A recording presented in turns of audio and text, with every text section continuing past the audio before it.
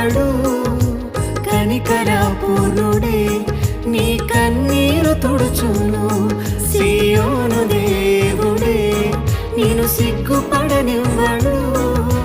కనికరపూర్ణుడే నీ కన్నీరు తుడుచును.